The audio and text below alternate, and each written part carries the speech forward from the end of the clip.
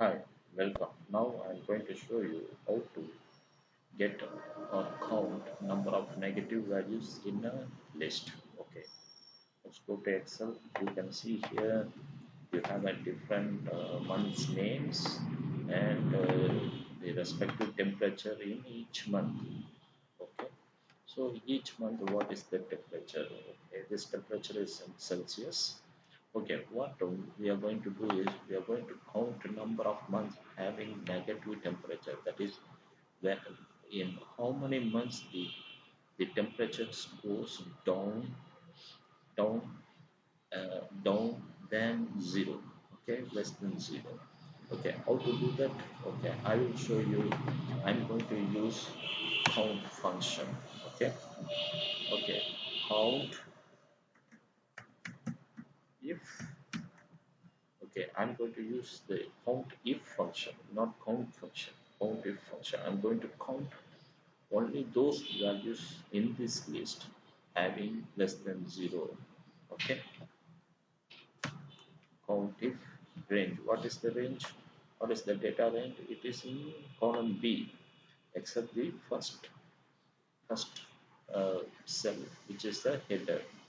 Okay, B2 to B13. Okay, what I'm going to do is I'm going to put on the criteria. Okay, what is the criteria? I already put the range. Now it is the criteria, which is must be enclosed by quotations. Okay, less than zero. Okay, enter. Okay, close the quotation.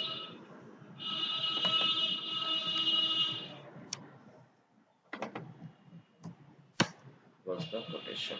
Enter. Now you see it returns with number three. Okay, what is the three? Three minus values in the list. One, two, and the final one. Okay, let's make it clear here. One, two, and three.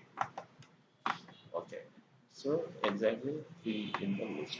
Since the list is smaller, you can count it easily.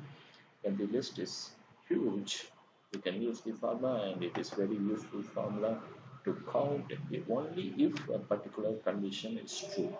In this case, the condition is less than zero. Okay, this is the way you can use counted function to count only the negative numbers in the list. Hope this video is helpful to you. See you on the next video. Bye.